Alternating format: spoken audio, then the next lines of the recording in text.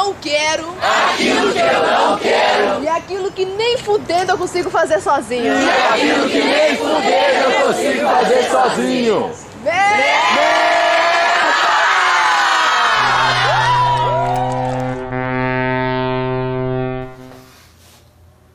Olá, eu sou Antônio Debrando, dramaturgo, diretor de teatro e professor titular do Departamento de Artes Cênicas da Escola de Belas Artes da UFMG.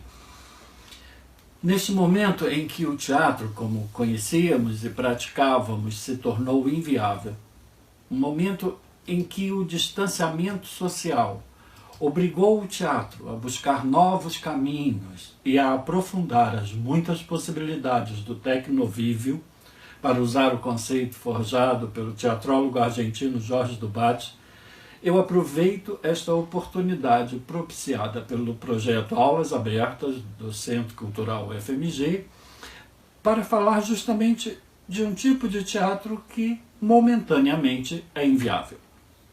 O teatro do convívio, e que o mesmo Dubat chama de teatro matriz. O teatro do aqui e agora e do encontro presencial entre aqueles que se prepararam intensamente para o momento único de compartilhar o seu trabalho com aqueles que aceitaram o convite para o encontro. Dentro desse universo, faço um recorte ainda mais estreito para um tipo de teatro que, mesmo em tempos ditos normais, não acontecem com frequência pelas suas dificuldades de criação ou de produção, que no nosso caso só foram superadas por causa do vínculo com a universidade, estabelecendo um interessante e construtivo contraste entre a liberdade de criação por um lado e, por outro lado, a obediência às muitas regras estabelecidas por atividades acadêmicas, como prazos e ementas. Os ensaios, neste caso, a criação e confecção dos elementos visuais da cena, todas as questões de produção, enfim, tudo tem que ser resolvido em torno de 4 meses. Mas, por outro lado, temos a oportunidade de reunir uma grande equipe de profissionais qualificados, mesmo com um baixo orçamento.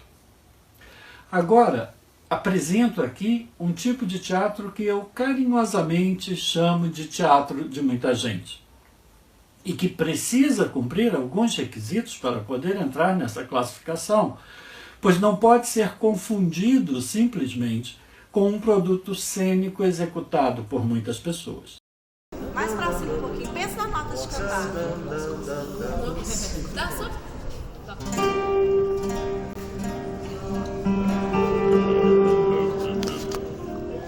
Só aproveitando também que já parou, a gente tá acelerando, vocês estragaram? Sim. Rolou uma acelerada aí. Dum dum dum dum dum dum dum dum dum dum dum dum dum dum dum dum dum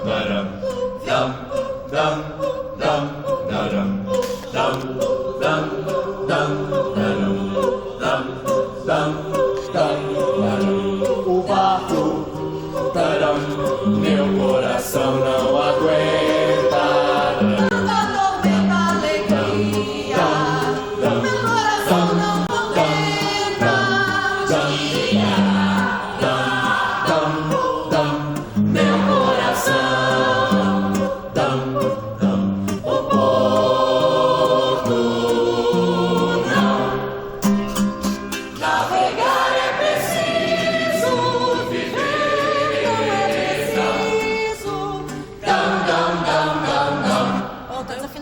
Desafinadaço. O teatro de muita gente se dá em um terreno de demarcações fluidas. Movimenta-se entre a criação coletiva, com o seu potencial anárquico, que às vezes beira o caos, e que, em termos formativos, busca a polivalência, ou seja, todos fazem tudo. E as linhas mais definidas propostas pelo chamado processo colaborativo, considerado como uma metodologia de criação em que, de acordo com Antônio Araújo, Todos os integrantes, a partir de suas funções artísticas específicas, têm igual espaço propositivo, sem qualquer espécie de hierarquias, produzindo uma obra cuja autoria é compartilhada por todos. Que, claro que, na prática, nem todos se engajam da mesma forma, mas quem o faz certamente tem uma experiência marcante. Para ser um teatro de muita gente, o processo criativo precisa incorporar alegremente flutuações e ruídos. Precisa ser um teatro no qual o acaso, o imprevisto, as mudanças de rumo e incompletudes são muito bem-vindas. Entre vários, vou abordar aqui 2 espetáculos que, no meu ponto de vista, são bons exemplos do que chamo teatro de muita gente e que apresentam pontos em comum como a ausência de texto dramatúrgico escrito previamente, a presença de música executada ao vivo e do canto, que normalmente é o ponto de partida para os ensaios e entrosamento do coletivo. Além disso, a utilização de espaços ampliados e, é claro, muita gente. Muita gente aglomerada. De 2011, temos A Viagem de Tespes, História do Teatro em Cena, ou Histórias dos Teatros em Cenas, que contou com uma equipe de 70 pessoas, com 45 atores em cena. O outro espetáculo foi Pessoas, Rapsódia Cênica, de 2013, com uma equipe de 80 pessoas e 60 atores em cena. Beber as águas do rio do esquecimento é uma dádiva que nos concederam. Tão apegados são à vida, que nem se dão conta de que ela nada mais é do que um sem fim de morte.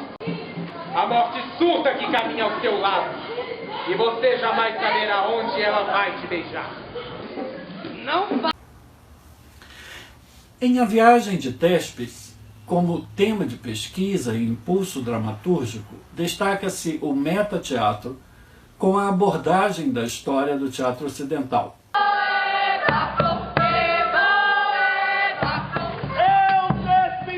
O primeiro ator! Tespes, considerado o primeiro ator do Ocidente, por se destacar do coro e assumir o papel de protagonista, articula diferentes momentos da história do teatro. Diversas estéticas e linguagens dialogam e se confrontam em cena. Meu nome é Vinícius Albricker, eu sou professor da Escola de Teatro da Unirio e a época que montamos o espetáculo A Viagem de Tespes, né, um espetáculo com muita gente, eu era estudante da UFMG do curso de bacharelado em atuação cênica. Foi um prazer muito grande trabalhar nesse espetáculo, foi muito enriquecedor para a minha formação, principalmente por essa questão de ter muita gente envolvida, né? Que é a pesquisa do professor Antônio Hildebrando. Então, assim, eu queria ressaltar que eu atuei no espetáculo, cantei, compus músicas, fiz arranjos, dirigi a banda que tocava no espetáculo, junto com a Priscila Clare, que era professora substituta na época, e foi assim, eu e a Priscila Clare tivemos muita liberdade, né, para propor composições, para propor arranjos, e o trabalho todo foi muito colaborativo, em todas as frentes, de cenografia, de maquiagem, todo mundo se envolveu com todas as frentes da criação. Isso foi muito rico, essa questão de ter muita gente e de ser um trabalho colaborativo. E aí nós precisamos desenvolver estratégias também para trabalhar com muita gente.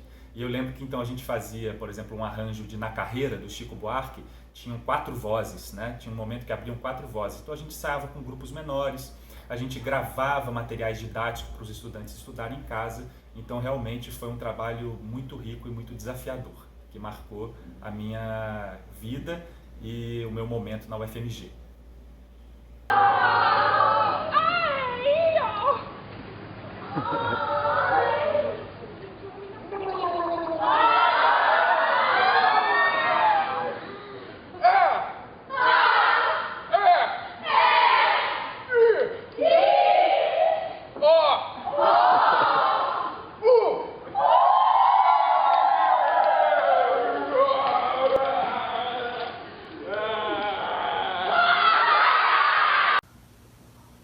caso de Pessoas, Rapsódia Cênica, os poemas, a vida e a obra, o contexto e o imaginário do poeta português Fernando Pessoa são o estímulo para a pesquisa e para a dramaturgia, e são capitaneados pelos princípios da rapsódia, que na visão de Jean-Pierre Sarrazac corresponde ao gesto do rapsodo, do autor rapsodo que costura textos, reunindo o que previamente rasgou e despedaçando imediatamente o que acaba de juntar.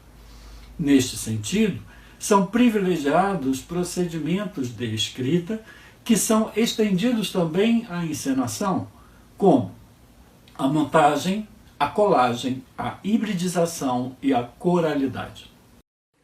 Olá, meu nome é Manu Pessoa, eu sou atriz e diretora de teatro e vou falar um pouco da minha experiência com direção teatral de processos com muita gente, principalmente nas obras Pessoa, Rapsódia Cênica e Escombros da Babilônia. Meu trabalho com esse tipo de obra começou em parceria com o professor Antônio Delbrando nesse processo do Pessoas. E para mim foi super importante porque despertou o lado da direção mesmo, assim. Eu participei com a direção em 2013 e eu acho que trabalhar com muita gente é uma coisa muito incrível, porque você tem a oportunidade de fazer com que pessoas diferentes se encontrem e trabalhem com o mesmo objetivo, de que é a criação de um espetáculo. E fora isso, que o impacto que muita gente fazendo a mesma coisa resvala em quem está trabalhando e em quem também está, né, assistindo. Então, nesse tempo atual que a gente não está podendo aglomerar, pensar em processos com muitas pessoas é uma utopia possível.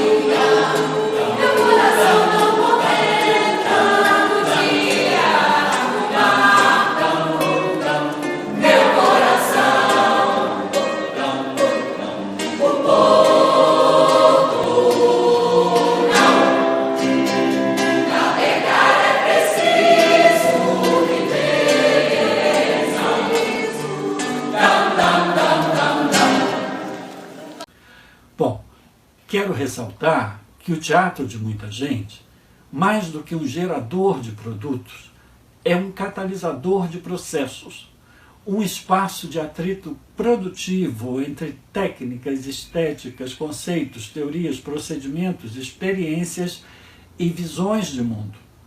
Enfim, um espaço de diálogo, de conflitos, de compartilhamentos e de descobertas. Energia pura e insubstituível.